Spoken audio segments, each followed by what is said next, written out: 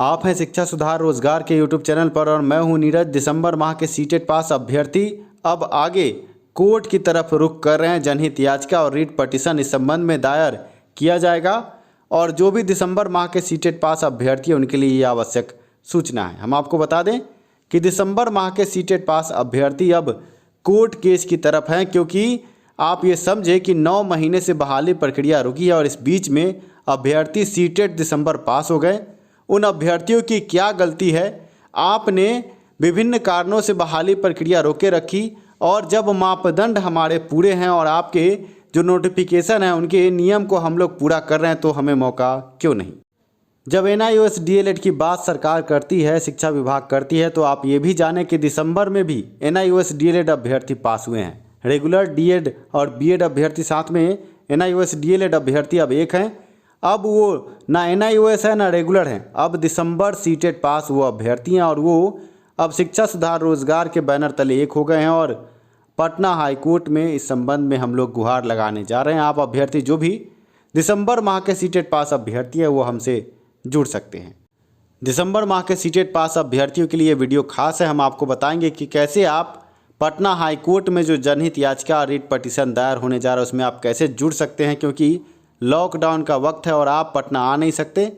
ऐसे में वकीलों की राय से जो विभिन्न मापदंड हैं इस वीडियो में हम आपको बताएंगे।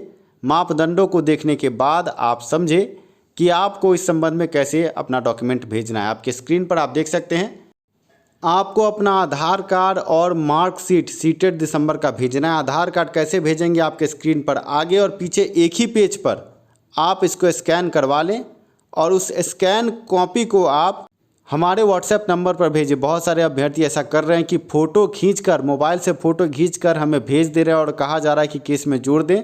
ऐसे अभ्यर्थियों को हम नहीं जोड़ पाएंगे क्योंकि फ्रेश कॉपी चाहिए हाईकोर्ट में किसी भी पटिशनर को जुड़ने के लिए। इसलिए आपके स्क्रीन पर आप देख सकते हैं, एक पेज पर आप स्कैन करवा ले, आगे और पीछे एक ही पेज पर होना चाहिए आधार कार्ड, और इसको आप स्कैन करके आप हमें भेजें। किसी भी साइबर कैफ़े में जा कर के आधार कार्ड को इस तरह आप स्कैन करवा लें। स्कैन कराने के बाद आप अपने मोबाइल पर व्हाट्सएप से उस स्कैन को मंगवा लें और हमारे व्हाट्सएप नंबर पर आप व्हाट्सएप कर दें। आप ये भी देखें कि आपको मार्कशीट कैसे भेजना है। मार्कशीट का भी स्कैन कॉपी जो डिजी लॉकर में है, वो अगर डिजी लॉकर में नहीं आपके पास प्रिंट है तो उसको कहीं से भी स्कैन करवा कर आप दोनों का स्कैन कॉपी हमारे व्हाट्सएप नंबर पर भेजें। आप अभ्यर्थी फ़ोटो खींचकर उसको भेज दे रहे हैं मोबाइल से, जो कहीं भी किसी काम का नहीं है। और इसके बाद एक सादे कागज़ पर नाम, पता, पिता का नाम, उम्र, थाना, पोस्ट और पिन, ये सभी एक सादे कागज़ पर लिखकर उसका भी आप स्कैन करवा कर हमें भेजें। इन सबको प्रिंट करके हम पटना हाईकोर्ट के केस में लगाएंगे। आपके स्क्रीन पर जो नंबर है, इस नंबर पर आपको अपने डॉक्यूमेंट को व्हाट्सएप करना है।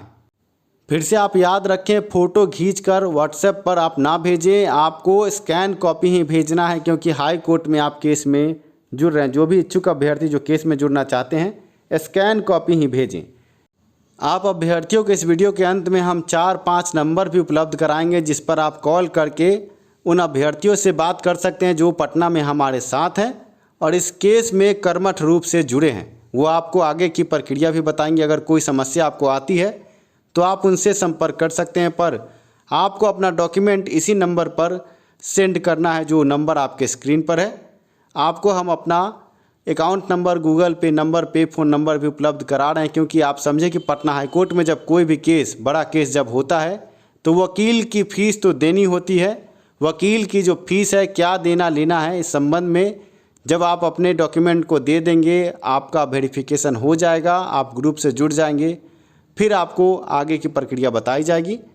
और ऐसे में आप अभ्यर्थियों से निवेदन है, घबराएं नहीं। जो भी दिसंबर माह के सीटेट पास अभ्यर्थी हैं मौका ज़रूर मिलेगा। आप समझे कि 9 महीना तक रोक के रखा गया बहाली प्रक्रिया, इसमें आम अभ्यर्थियों की क्या गलती है?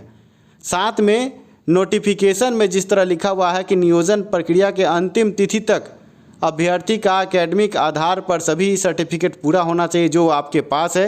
आप अभ्यर्थियों को मौका ज़रूर मिलेगा। हम कोई नौकरी नहीं मांग रहे हैं, हम सिर्फ आवेदन करने का मौका मांग रहे हैं और लॉलीपॉप की तरह हमें ये थमाया जा रहा है कि अगली बहाली में आपको मौका मिलेगा। आप समझे, जब सीट ही नहीं रहेगी, जब बहाली हो जाएगी तो क्या हम वहाँ पर बैठकर झाल बजाएंगे?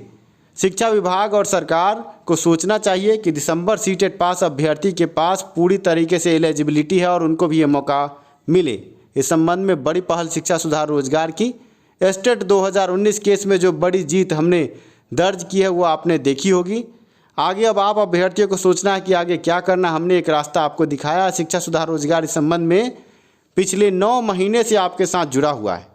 आगे स्क्रीन पर आपके पास 4-5 नंबर हम दे रहे हैं, अगर कोई समस्या हो तो इन नंबरों पर आप बात कर सकते हैं। अगले वीडियो में हम आपको विस्तृत जानकारी देंगे, पर अभी आप अभ्यर्थियों से निवेदन है शिक्षा सुधार रोजगार इस संबंध में जो आगे कदम बढ़ा रहा है, आप आगे हमारा साथ दें, क्योंकि अब मंजिल दूर नहीं है, एक कदम आपको आगे बढ़ना है। जीत सुनिश्चित है। हमने मांग की सरकार और शिक्षा विभाग से कि सीटेट दिसंबर को भी मौका दे, पर पता नहीं किस फितूर में आकर के ये बात कही गई कि दिसंबर सीटेट पास को मौका नहीं मिलेगा, जबकि 9-10 महीने से बहाली प्रक्रिया शिथिल है। आप अभ्यर्थियों से निवेदन है अपने कोर्ट केस को मजबूत करें। अगर कोई भी समस्या हो किसी प्रकार की तो आप स्क्रीन पर दिए नंबरों पर कॉल करके अभ्यर्थियों से बात कर सकते हैं। ये अभ्यर्थी आपके सहपाठी हैं, इनसे आप बात करके समस्या का समाधान कर सकते हैं, क्योंकि ये भी आप ही जैसे हमसे जुड़े थे और जुड़ने के बाद इन्होंने इस संबंध में मदद करने की पेशकश की है। धन्यवाद वीडियो देखने के लिए, साथ देने के लिए। शिक्षा में सुधार हो, सभी के पास रोजगार हो।